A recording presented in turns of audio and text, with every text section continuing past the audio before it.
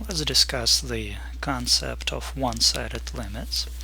We'll start by remembering that the usual two-sided limit as x approaches c of f of x being exactly equal to L, means that the graph of the function f of x approaches height L as x approaches c from both sides. So that's why we sometimes refer to such a limit as a two-sided limit.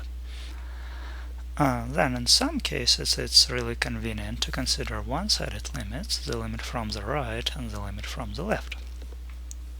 As far as the limit from the left goes, we denote it as limit as x approaches c with a minus sign. That's the distinction of the limit from the left. As far as the limit from the left goes, we denote that as limit x approaches c with a minus sign. That's the distinction. And it means that the graph of the function approaches height a when x approaches c from the left. That's the left limit. So note that when we deal with left limits, it's safe to assume that x is always less than c. Likewise, for the limit from the right, we put a plus sign next to the point to denote that this is a limit as x approaches to c from the right. And if that limit is equal to b, that means that the graph of the function approaches height b as x approaches c from the right. In this calculation, x is always greater than c, so x is greater than c, in case we need that in any calculations. And a very useful theorem that we have about two-sided limits and their connection with one-sided limits is the following. Let f of x be a function, then the two-sided limit f of x as x approaches c is equal to L. This will happen only if both of the one-sided limits exist and are equal to that same number. This allows us to say that if two-sided limit exists, then both of the one-sided limits should be equal to that same number. Or if we know that the one-sided limits are equal to the same number, then automatically the both of the one-sided limits, or if both of the one-sided limits are equal to L, then the two-sided limit will be equal to L as well. Now let's do a couple of examples. We'll work on the example with the graph. So here we can calculate a couple of the limits. For example, we can look on the limit of f of x as x approaches 4 from the left. So for x approaching 4 from the left, we focus on x approaching 4 from the left, from this side, and see that the graph approaches height 6. And then, likewise, we can do the limit as x approaches 4 from the right of this function. So this time we approach 4 from the right, and we see that the graph approaches height 4. Since those two one-sided limits are different, the limit as x approaches 4 of this function will not exist.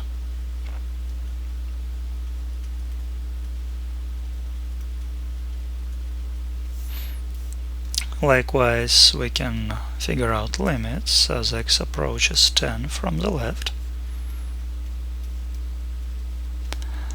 So approaching 10 from the left, we get close to 10 from the left side, and we see that the limit is -3.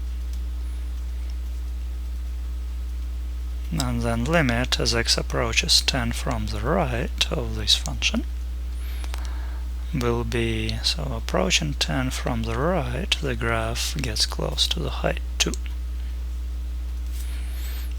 And since the limit from the right is different from the limit from the left, we get that the limit as x approaches 10 of this function does not exist as well.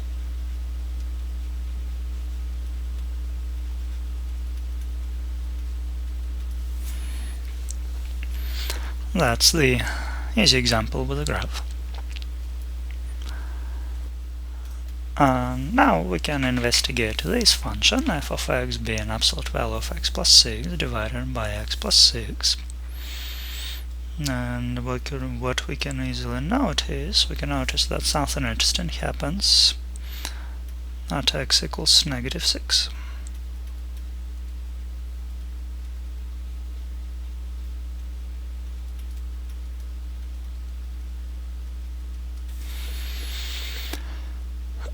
To help us understand this function a little bit better, we can sketch a graph of it. And so let's do a couple of values. So let's figure out f of negative 5. So that will be absolute value of negative 5 plus 6 divided by negative 5 plus 6. So it will be positive 1 in denominator, and it will be positive 1 in numerator.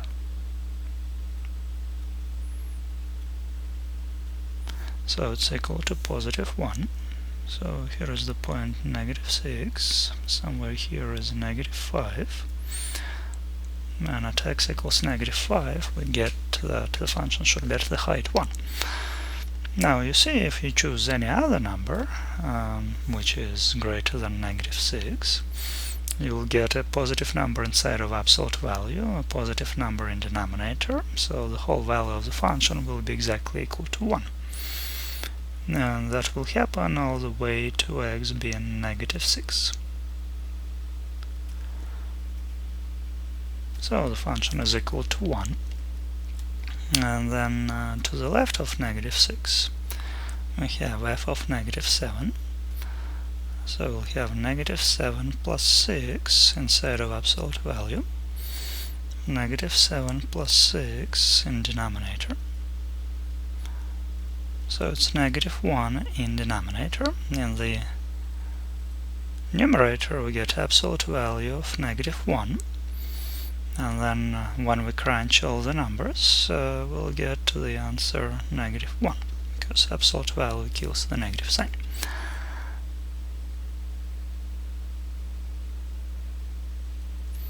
So at the value x being negative 7, the height of the function is negative 1. And any number to the left of negative 6 will give you a negative number inside of absolute value, which will be positive then. An identical number, but it will stay negative in denominator. So the value of the function will be negative 1 for any x to the left of negative 6. So let me sketch it like this. So that's the negative 1. So now we see that the limit from the left, as x approaches negative 6 from the left, the function is always at the height negative 1. And as x approaches negative 6 from the right, the function is always at the height positive 1. So those are two one-sided limits, and out of this, using the theorem, we can conclude that the limit of this function as x approaches negative 6 does not exist.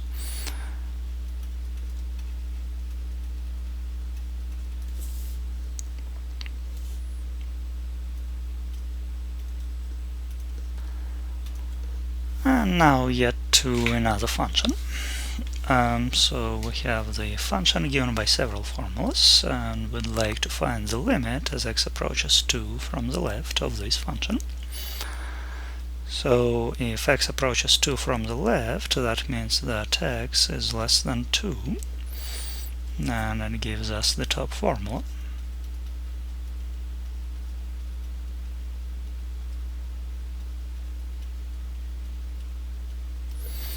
And this limit could be found by direct substitution now. So you get 2 squared plus 4. This looks like 8. Likewise, limit as x approaches 2 from the right means that x is greater than 2. And we're having limit as x approaches 2 from the right with the use of the last formula.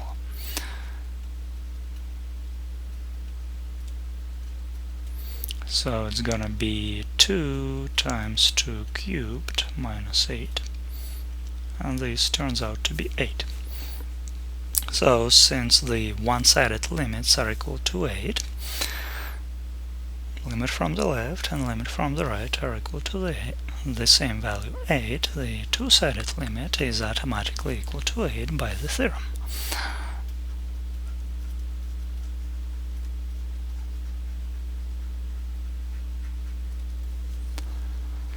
And notice that the value of this limit has nothing to do with the value of the function.